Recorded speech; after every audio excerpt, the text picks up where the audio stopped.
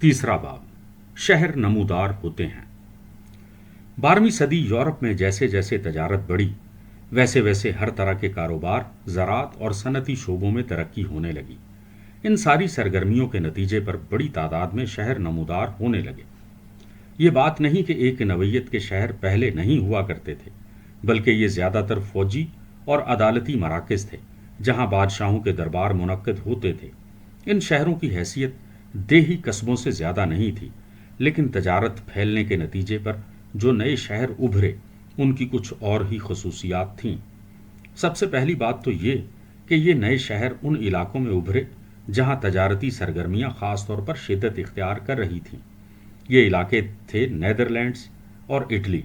इन मुल्कों में भी नए शहर ज़्यादातर वहाँ आबाद हुए जहाँ या तो मुख्तलिफ सिमतों से आने वाली सड़कें मिलती थीं या जहाँ दरियाओं के दहाने थे और तजारती कश्तियों और जहाज़ों की आमदो रफ्त की सहूलत थी। इन जगहों पर आमतौर पर एक कैथेड्रल होती थी या एक ऐसी जगह होती थी जिसके गिर्द दीवार खींची होती थी, जो गड़बड़ के वक्त शहरियों की हिफाजत करती थी। जब एक जगह से दूसरी जगह जाते हुए सौदागरों की तादाद ज़्यादा होने लगी, तो उन्होंने पुराने शहरों से बाहर 4 दीवारियां बनाना शुरू कर दी और यूं नए शहरों की बुनियादें पड़ी। पुराना जागीरदारी निज़ाम जिस अंदाज में चलता था, अगर उसको ख्याल में रखा जाए तो हम फौरन ये नतीजा निकाल सकते हैं कि नए सौदागरों की सरगर्मियां जल्द ही पुराने निज़ाम से मुतसादम होंगी। जागीरदारी निज़ाम का ढांचा रस्म व रिवाज की बंदिश में मुक़य्यद था और उसमें किसी किस्म की आज़ादी की गुंजाइश ना थी। शहरों में कारोबारी ज़िंदगी जो तेज़ रफ्तारी से बढ़ रही थी, उसके लिए जागीरदारों की बंदिशें नाकाबिले बर्दाश्त थीं, क्योंकि वो तजारत में ज़बरदस्त रुकावट साबित हो रही थी। ताजिरों को जिस आज़ादी की ख्वाहिश और ज़रूरत थी, वो जागीरदारी निज़ाम मुहैया नहीं कर सकता था। वजह ये थी, शहरों की तमाम आराजी जागीरदार, उमरा, बिशप, कलीसा और बादशाहों की मिल्कियत होती थी, और ये जागीरदार अपनी शहरी मिल्कियत को भी उसी निगाह से देखते थे जिस निगाह से वो अपनी आम ज़ेरे काश्त अराज़ी को देखते थे। उनको शहरों में भी महसूलों की वसूली की तवक्को होती थी, और वो शहरों में भी टैक्स लगाना और मजदूरों से जिस्मानी मेहनत करवाना अपना पैदाइशी हक तस्वुर करते थे। अदलो इंसाफ के लिए वो अपनी तर्ज की मखसूस अदालतें शहरों में भी कायम करना चाहते थे, लेकिन शहरों के ताजिर आबादी की ज़रूरतें अब बिल्कुल मुख्तलिफ थीं। उनके लिए पुराने रस्म व रिवाज का टैक्स और कायदे कवानीन रुकावटें थीं, जो अशिया की आमदो रफ्त को, तजारत के फ़रोग को रोकती थीं। इस सूरत हाल ने ताजिरों को नई नहज पर सोचने के लिए मजबूर किया। ताजिर बुनियादी तौर पर एक हौसलामंद जमात होती है और वह अपनी तजारत की वुसअत के लिए नई राहों और नए तरीकों की तलाश में रहती है।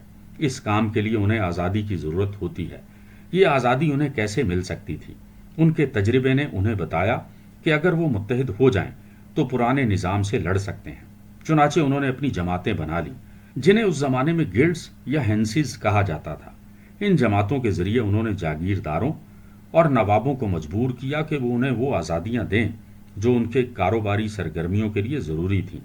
ताजिर तबके की ज़रूरतों और उनकी तजारत की वुसअत के तकाज़ों ने जिस फ़िक्र और फ़लसफ़े को जन्म दिया, उसने उस वक्त के कई एक रोशन ख्याल जागीरदारों और बादशाहों को भी एक हद तक मुतासिर किया, क्योंकि ये जागीरदार और बादशाह महसूस करते थे कि ज़माना और ज़माने की ज़रूरतें बदल रही हैं। चुनाचे शाह लुई हफ्तम ने शहर लोरी के लिए 1155 ईस्वी में एक मंशूर नाफिज किया, जिसमें यह पैराग्राफ शामिल था: जो शख्स 1 साल से 1 दिन ज़्यादा लोरी के कलीसियाई हल्के में क़याम करे और इस अरसा में उसके खिलाफ कोई शिकायत पैदा ना हुई हो और उसने कभी हमारे या हमारे नायब के सामने आने और अर्ज़दाश्त पेश करने से गुरेज नहीं किया होगा, वो आज़ादी से यहाँ रह सकता है और उसकी जानो माल को कोई ख़तरा नहीं होगा। लेकिन यूरोप के ये नए शहरी सिर्फ ज़ाती आज़ादियाँ ही नहीं चाहते थे, वो ज़मीन की खरीदो फरोख्त की आज़ादी चाहते थे। जागीरदारी निज़ाम का ये रिवाज कि कोई शख्स ज़मीन को दूसरे से सिर्फ आर्जी तौर पर मिल्कियत में ले सकता है, सौदागरों को पसंद नहीं था, क्योंकि अगर उन्हें तजारत के लिए नकद की फौरी ज़रूरत होती तो वो इस बात का हक नहीं रखते थे कि ज़मीन को बेचकर या रहन रख कर नकद हासिल कर सकें। चुनाचे लोरी के चार्टर में, जिसका हमने ऊपर जिक्र किया है, शहरियों को इस मामले पर ख़ास तौर पर यकीन दहानी की गई थी। अगर कोई शहरी अपनी जायदाद फ़रोख्त करना चाहे तो उसको ऐसा करने का इख्तियार होगा। زمین کی ملکیت کا وہ نظام جس کا ہم نے پچھلے باب میں ذکر کیا ہے، اگر آپ اس کا اس نئی پالیسی سے موازنہ کریں تو آپ کو فوراً احساس ہوگا کہ تجارت اور شہروں کے باعث سماج میں کتنی زبردست تبدیلی آئی ہوگی۔ صرف یہی نہیں، شہری عدالتیں بھی اپنی الگ بنانا چاہتے تھے۔ جاگیرداری نظام میں عدالتیں ایک ایسے معاشرے کے لیے تھیں جو ساکن تھا، جہاں ایک ہی قسم کے مسائل پیدا ہوتے تھے اور جن کے تصفیوں میں وقت لگتا تھا۔ انصاف کا یہ نظام ایک سرگرم تجارتی شہر کی کمیونٹی کے لیے موزوں نہیں تھا۔ نہ صرف ان کے مسائل کی نوعیت قطعی مختلف تھی، بلکہ یہ بھی ضروری تھا کہ ان کا فیصلہ جلد کیا جائے تاکہ کاروبار میں رکاوٹ نہ پڑے۔ اسی طرح شہری لوگ اپنی مرضی کا ٹیکس کا نظام چاہتے تھے۔ ان کے لیے جاگیرداروں کے لگائے ہوئے طرح طرح کے بیسیوں ٹیکس، ادائیگیاں، جرمانے وغیرہ جھنجھٹ کا باعث تھے۔ یہ لوگ تجارت پر سے محصول وغیرہ قسم کی ساری پابندیاں اٹھانا چاہتے تھے جن سے تجارت کے بہاؤ میں رکاوٹیں پڑتی تھیں۔ ان پابندیوں کو ختم کرنے میں انہیں پوری کامیابی تو نہیں ہوئی، لیکن ان کو بہت حد تک تبدیل کر دیا گیا۔ اس طرح رفتہ رفتہ شہر ان سوداگر شہریوں کے کنٹرول میں آ گئے اور جاگیرداری ملکیت اور انتظامیہ سے آزاد ہو گئے۔ اس کی ایک مثال جرمنی کا شہر ڈورمنٹ تھا۔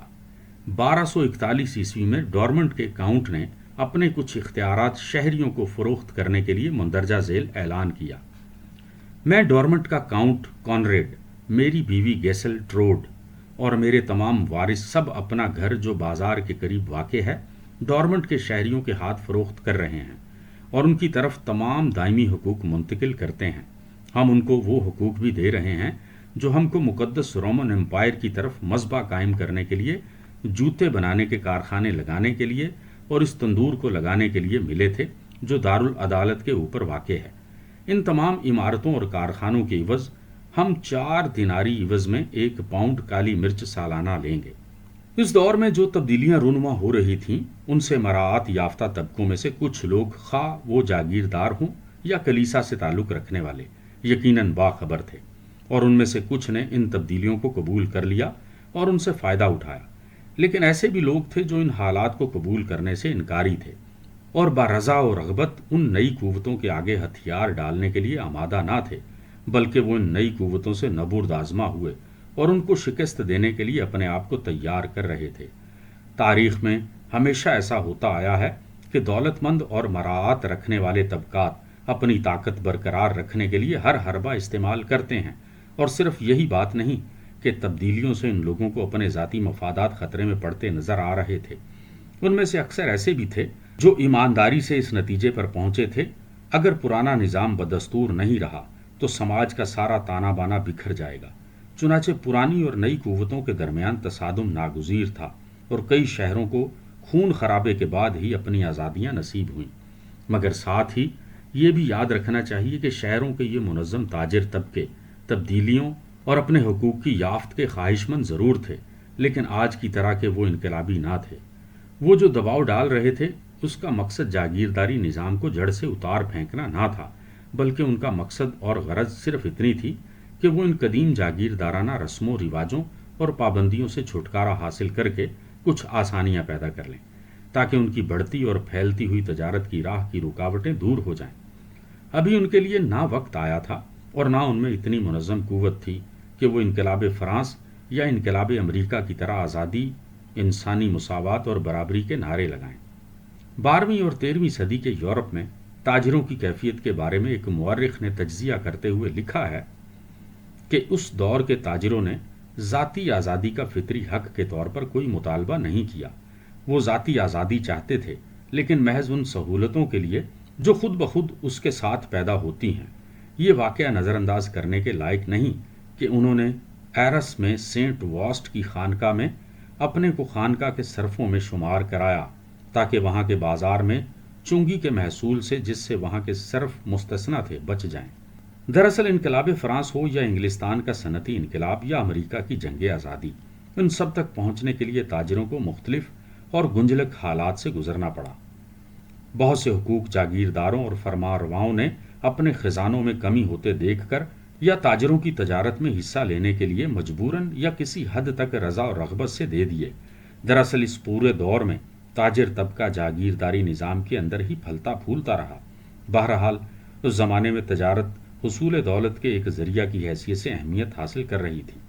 تاجروں نے شہروں میں جو غیر معمولی اثر و اقتدار حاصل کیا تھا، اس سے اس امر کی نشاندہی ہوتی ہے کہ یہ وہ زمانہ تھا جب زرعی اراضی کی جگہ دولت روپیہ پیسہ کی شکل میں ابھرنے لگی تھی۔ یہ ایک زبردست تبدیلی تھی۔ جاگیرداری نظام کی ابتدا میں روپیہ ایک مردہ، غیر متحرک اور جامد وجود رکھتا تھا، لیکن اب وہ زندہ، متحرک اور رواں تھا۔ پہلے تمام اقتدار جاگیردار کے ہاتھ میں تھا، پھر آہستہ آہستہ کلیسا اس اقتدار میں نہ صرف شریک ہو گیا بلکہ وہ با اقتدار طبقہ کا بالادست عنصر بن گیا۔ لیکن اب تاجر طبقہ کے وجود میں آنے سے اقتدار کی اس دوئی میں ایک تیسرا عنصر داخل ہونے لگا تھا۔ یہ نیا طبقہ پہلی دونوں قوتوں سے مختلف تھا۔ پہلی دونوں قوتیں دراصل ایک تھیں، کیونکہ ان دونوں کی قوت اور دولت کا منبع زرعی اراضی تھا۔ نئے طبقے کی زندگی کا انداز ان دونوں سے الگ تھا۔ یہ خریدنے اور فروخت کرنے والا طبقہ تھا، اور اب زرعی اراضی کا نہیں بلکہ سکہ اور روپے کے راج کا زمانہ شروع ہو رہا تھا۔ تیسرا باب ختم ہوا۔